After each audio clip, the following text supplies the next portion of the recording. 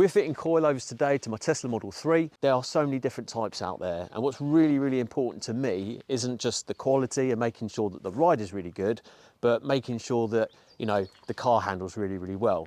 So what are your options? I've always been a really big advocate for mountain pass performance. I've decided to go for the comfort coilovers, which I've heard such good reports about. That's mainly because if you drive a car in the UK, there's potholes everywhere, and it's not going to get any better anytime soon. So that's what we're going to do today.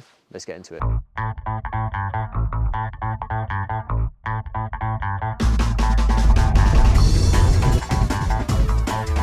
So here she is. She's a beaut, isn't she? That is amazing.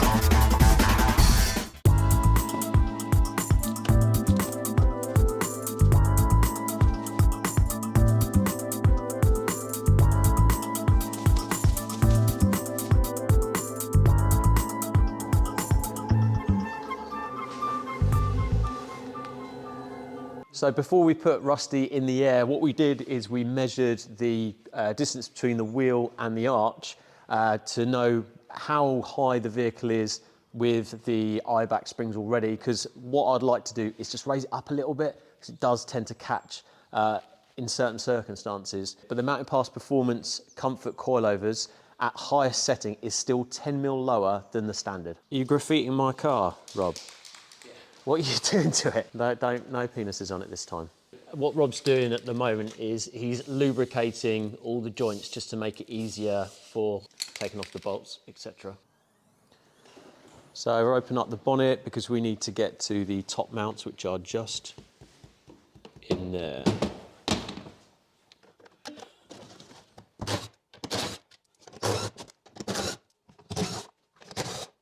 Don't forget about this one, Rob. No.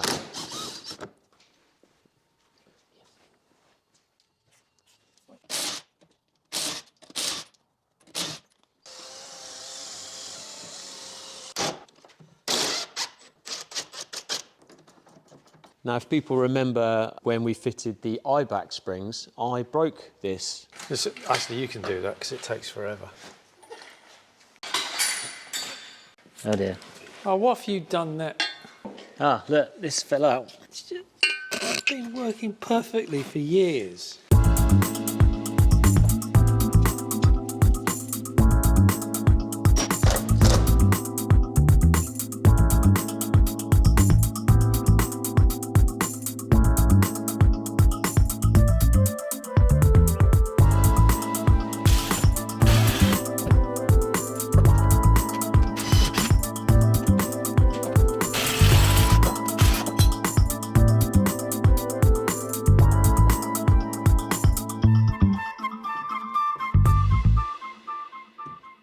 Me and Ralph have been having a cup of tea and Rob's already done it, so it must have been an easy process then, Rob.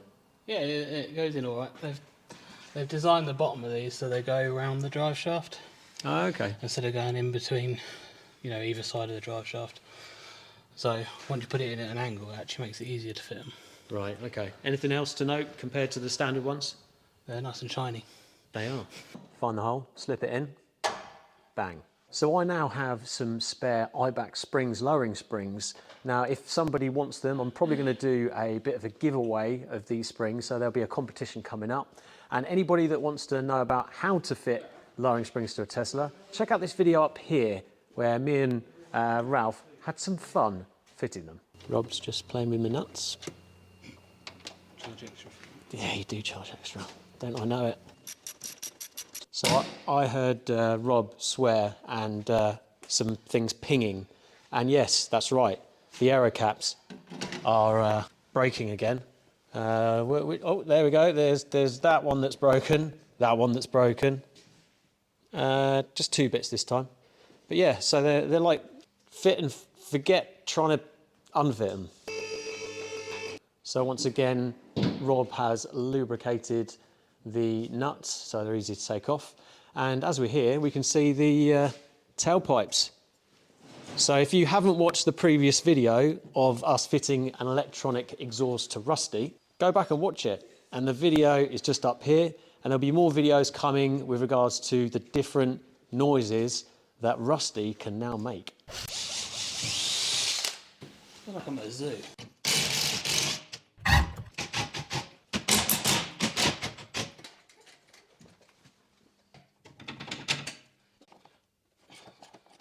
So we didn't need to go into the inside of the car to take anything out?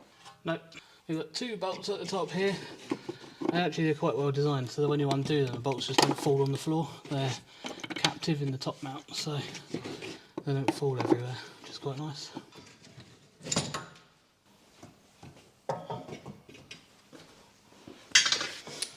Because you're going to reuse the top mounts. That's the top mount, that's the shock. Yep.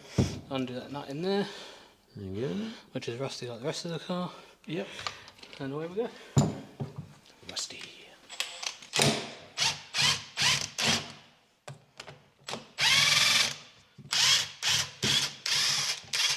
So I'm often asked, why am I changing the suspension on my Tesla Model 3? So for me, it's all about having something that's a bit more sporty, because the long range, like Rusty here, it's great ride quality, but sometimes it just isn't actually that sporty around corners. And Mountain Pass Performance, they tune this suspension to make sure it's ideal for the road. And I can really strongly recommend Mountain Pass Performance because it's based on KW suspension, which is a very high quality German manufacturer. There's even some really good options in terms of replacing your arms and other suspension parts. So what we're doing, we're actually using the original rubber seats that are in the original suspension on the top and the bottom, just to make sure that the ride comfort and the sound deadening are as factory.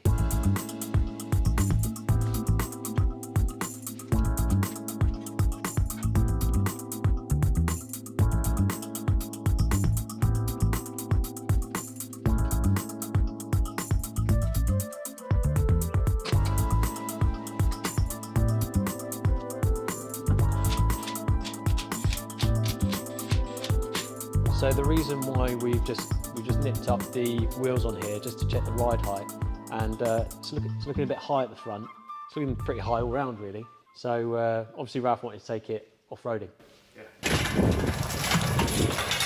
So we're taking off the front wheels because they're sort of 17 centimetres at the front. The rear ones were actually lower, but we think that because the front is so high, it might be putting more weight at the back. So we're going to adjust the front ones first.